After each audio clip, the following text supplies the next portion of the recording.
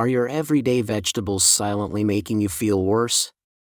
While we've all heard that eating more veggies is key to staying healthy, there's a lesser-known truth that's especially important for seniors. Not all vegetables are created equal, and some can actually do more harm than good. That's right, a few common veggies sitting on your dinner plate might be working against your health, especially if you're over the age of 60. As we age, our bodies become more sensitive to certain foods, particularly when it comes to digestion, inflammation, and blood sugar control. Unfortunately, some vegetables that seem perfectly healthy can lead to spikes in glucose, aggravate joint pain, or cause bloating and discomfort in older adults. The result? Slower mobility, painful swelling, poor circulation, and unexpected fatigue. In this video, we're going to reveal 4 vegetables that seniors should be cautious about. These are everyday foods found in kitchens across the country, often assumed to be healthy, but in reality, they could be quietly making things worse. But don't worry, we won't just tell you what to avoid. We'll also share healthier, senior-friendly alternatives that are easier on your body and better for your long-term wellness. If you're watching this, chances are you or someone you love is trying to eat healthier, stay mobile, and feel energized into their 70s, 80s, or even 90s. Understanding how these vegetables impact your body is the first step toward making smarter choices and preventing unnecessary health issues.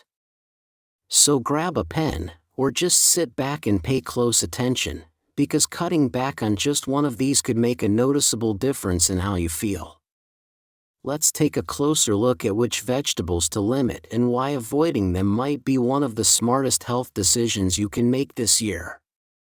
Number 1. Corn. Let's start with corn, one of the most common and sneakiest vegetables that could be working against your health. Corn, whether it's on the cob, in a can, or processed into chips and tortillas, is often treated like a harmless side dish. But for seniors, especially those managing blood sugar levels or trying to avoid weight gain, corn can be a major concern. The problem lies in corn's starch content. Corn is a high glycemic food, meaning it breaks down quickly in the body and causes rapid spikes in blood glucose. And while it might not taste overly sweet, your body processes corn very similarly to sugar.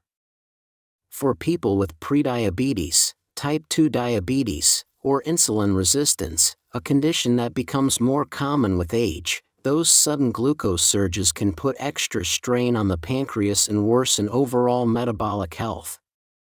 In fact, according to data from the American Diabetes Association, consistently eating high-starch foods like corn can contribute to elevated insulin levels, increased belly fat, and a higher risk of developing cardiovascular disease over time. And this isn't just about corn syrup or corn-based snacks. Even a serving of sweet corn can contain over 30 grams of carbohydrates, much of which comes from simple starches that offer very little in terms of fiber or protein. Another issue with corn is that it's often genetically modified and heavily sprayed with pesticides. This can pose additional risks for seniors who may already have weakened detoxification systems or more sensitive immune responses. While the long-term effects of GMO corn are still debated, there's enough concern that many health experts recommend limiting conventional corn consumption, especially in processed forms like cornmeal, grits, or corn chips. So what can you eat instead? If you're craving something starchy, try swapping corn for fiber-rich vegetables like roasted carrots, steamed green beans, or oven-baked zucchini. These options are lower on the glycemic index and provide more vitamins and antioxidants to support your heart, digestion, and overall energy levels. If you're looking for a crunch, roasted chickpeas or baked sweet potato slices make great alternatives to corn chips without the sugar spike. And if you're wondering about popcorn, it depends. Plain, air-popped popcorn in small amounts can be okay, especially if you skip the butter and salt. But flavored or microwavable popcorn often contains hidden oils, artificial flavorings, and added sugars, so it's best to enjoy it only occasionally and in moderation. The bottom line: corn may not seem like an obvious offender, but it can quietly disrupt blood sugar, promote inflammation, and make it harder to maintain a healthy weight or energy level. For seniors looking to stay sharp, active, and balanced, it's wise to limit corn and choose vegetables that support, rather than sabotage, your well-being. Number 2, potatoes. Next on our list is the humble potato. It's a dinner table favorite around the world, mashed, fried, baked, or turned into chips.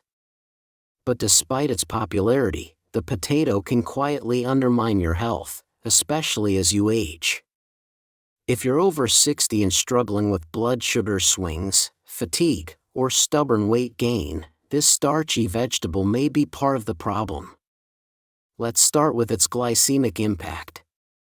Like corn, potatoes are high in fast-digesting carbohydrates that can cause blood glucose levels to spike. A medium-baked potato has roughly 37 grams of carbs, and most of those come from starch. Once digested, that starch turns into sugar rapidly, leading to quick rises in blood sugar and insulin. This is especially concerning for seniors who are managing diabetes, prediabetes, or metabolic syndrome. And because potatoes are usually served in processed forms, think French fries, chips, or buttery mashed potatoes, they often come loaded with extra fats, sodium, and calories that compound the damage. But that's not the only concern. Potatoes have a surprisingly low fiber content, especially when they're peeled. And without fiber to slow digestion, the starch turns into glucose even faster. This can lead to energy crashes, increased cravings, and higher fat storage, particularly around the abdomen. It's no surprise that frequent potato consumption has been linked in some studies to weight gain and insulin resistance over time. There's also the issue of acrylamide, a chemical that forms when starchy foods like potatoes are cooked at high temperatures, such as during frying or roasting. According to the FDA, acrylamide is considered a potential carcinogen. And while more research is needed, it's something worth being mindful of, particularly for seniors who are already at greater risk for inflammation-related diseases. If you're thinking, "But I love potatoes," don't worry, you don't have to give them up entirely. The key is moderation, preparation, and smart substitutions. Instead of deep-fried or processed potatoes, opt for small portions of boiled or baked potatoes with the skin on, which retains more fiber and nutrients. You can also switch to lower glycemic alternatives like sweet potatoes, which are richer in antioxidants and have a gentler effect on blood sugar. Even better, consider using cauliflower mash or mashed carrots as a substitute in your favorite recipes. These options mimic the creamy texture of mashed potatoes without the metabolic drawbacks. And remember, portion control matters. A plate full of potatoes can easily throw off your blood sugar balance. So if you're including them, pair with plenty of non-starchy vegetables and a good source of protein to stabilize your meal. While potatoes aren't bad in and of themselves, they can become a silent health hazard when eaten too often or in the wrong form. For seniors aiming to protect their energy, circulation, and metabolic health, it's smart to reduce potato intake and lean into more nutrient-dense, blood sugar-friendly choices.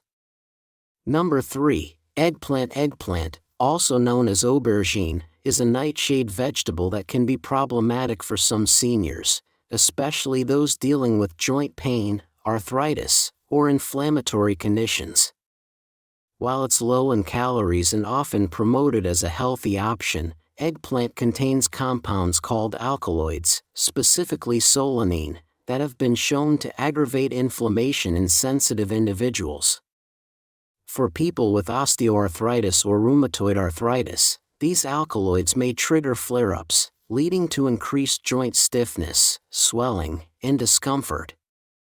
Although not everyone is sensitive to nightshades, those who are might experience significant relief from joint pain when they cut back on foods like eggplant, tomatoes, peppers, and white potatoes, all part of the nightshade family. In addition to inflammation, eggplant also contains oxalates, naturally occurring compounds that can interfere with calcium absorption and may contribute to the formation of kidney stones in people who are predisposed. Seniors, especially those with a history of kidney issues or bone density concerns, might benefit from monitoring their oxalate intake, and eggplant is one of the higher oxalate vegetables out there.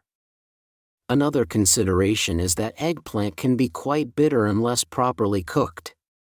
To mask the bitterness, many recipes call for heavy sauces, frying, or extra cheese, which adds unhealthy fats and sodium. This turns a potentially nutritious vegetable into a calorie-dense dish that could raise blood pressure or cholesterol, two common concerns for older adults.